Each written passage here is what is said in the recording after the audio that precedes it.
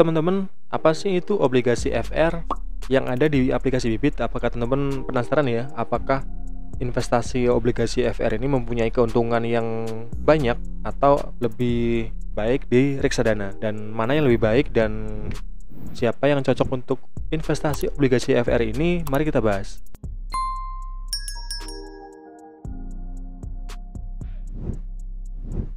Nah, ini adalah obligasi yang bisa teman-teman jual kapanpun. Kalau obligasi biasa kan teman-teman nggak bisa jual ketika belum jatuh tempo. Nah, obligasi ini bisa teman-teman jual kapanpun. Misalkan teman butuh uangnya, bisa teman-teman jual. Nah, ini adalah obligasi FR. Nah, di sini saya udah masuk di aplikasi Bibit ya.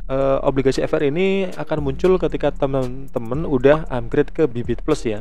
Dan atau kalau teman-teman udah punya akun di Stockbit Sekuritas, teman-teman bisa investasi di obligasi FR melalui aplikasi Bibit, karena kedua aplikasi ini saling terhubung ya, karena masih satu perusahaan, satu keluarga. Nah, untuk mengakses obligasi FR ini teman-teman bisa buka di di menu berandanya, nanti ada menu obligasi FR di sini atau obligasi fixed rate ya. Untuk kepanjangannya bagi teman-teman yang belum tahu, obligasi FR ini adalah obligasi fixed rate. Berarti kalau fixed rate berarti ini memberikan return yang tetap ya, kuponnya ya, dalam hal ini kuponnya atau bunganya itu tetap. Kita bisa klik di sini ya.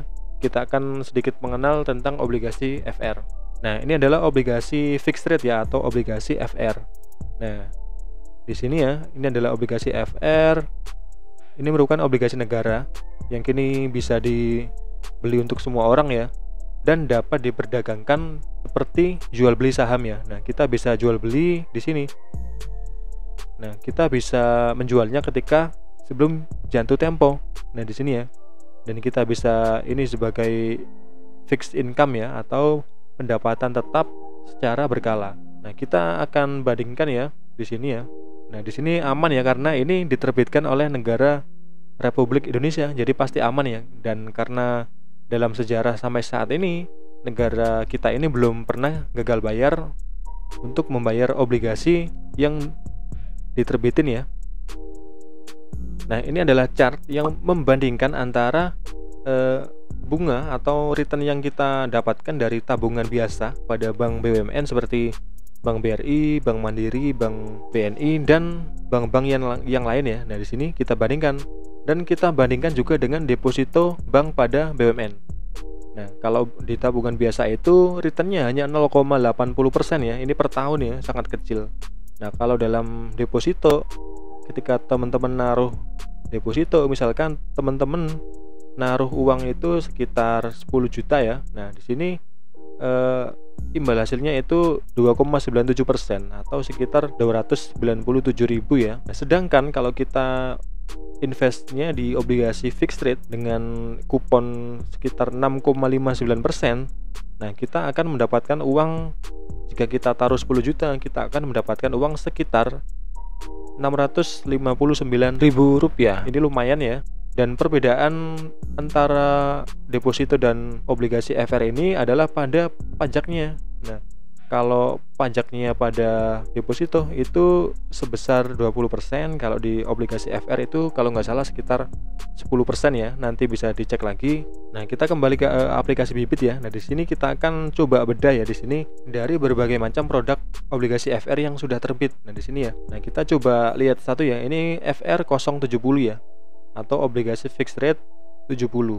Nah, kita akan bahas tentang ini ya. Teman-teman wajib tahu ya, ini yang harus teman-teman ketahui sebelum membeli ya.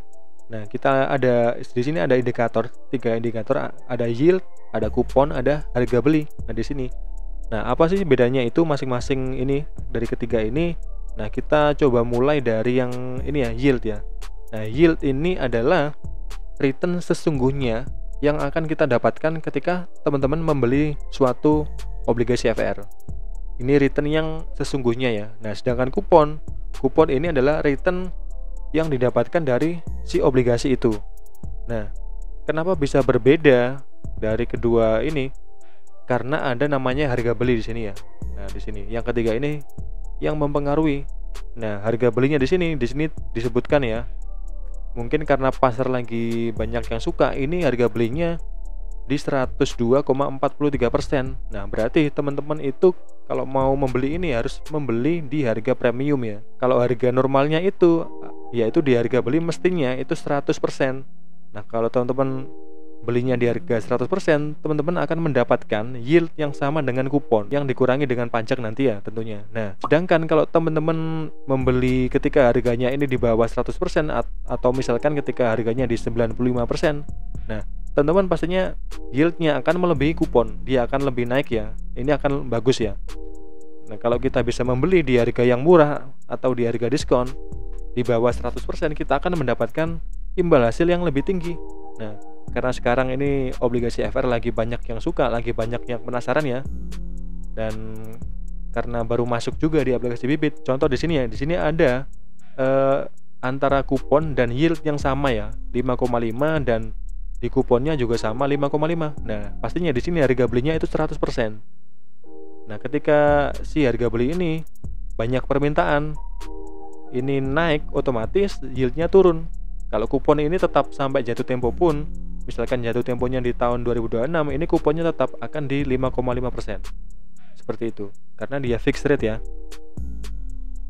Nah, kita bisa cek. Nah, ada lagi di sini ya. Ini harga belinya 98,55%. Berarti kalau kita ngebeli ini pastinya di harga diskon karena kuponnya ini hanya 5,12% ya, atau 5,125%. Nah, yieldnya itu sampai 5,55%. Nah, lebih tinggi ya dari kuponnya. Nah, tentunya apakah harga beli ini lebih murah, apakah lebih untung? Ya, belum tentu juga. Kita bisa bandingkan ya dengan yang lain ya. Nah, di sini kita bandingkan dengan yang lain. Misalkan di sini harga belinya 98% dengan yield 5,5 ya. Kita bandingkan dengan yang tadi dengan harga beli 101%. Nah, ternyata yieldnya lebih tinggi ya. Nah, kalau saya biasanya melihatnya itu dari yield. Nah, mana yang diskon, biasanya itu yang akan saya pilih. Nah, di sini biasanya semakin lama jatuh temponya itu akan mempunyai yield yang lebih besar atau kuponnya itu lebih besar, lebih tinggi ya. Nah, apakah obligasi FR ini mempunyai risiko? Tentu saja tetap ada ya, meskipun ini dijamin oleh negara, pasti tetap ada risiko. Nah, risikonya apa? Salah satu resikonya yaitu inflasi. Karena misalkan ada inflasi di negara kita naik, nah otomatis ketika ada obligasi-obligasi yang baru yang terbit, dia pastinya akan menyesuaikan dengan suku bunga terbaru. Otomatis ketika inflasi naik, bank sentral akan menaikkan suku bunga. Nah, otomatis obligasi baru yang terbit pastinya memiliki kupon atau imbal hasil lebih tinggi dari obligasi yang diterbitkan di tahun sebelumnya ketika suku bunga lagi rendah. Nah, ini adalah salah satu resikonya ya. Dan ini semoga bisa jadi pertimbangan ketika teman-teman mau beli obligasi fixed rate atau obligasi FR. Nah, dan semoga ini bisa membantu. Kalau ada yang bingung silahkan ditanyain di kolom komentar ya. Nanti akan saya buatin video atau saya jawab ya. Dan semoga bermanfaat dan terima kasih dan sampai jumpa.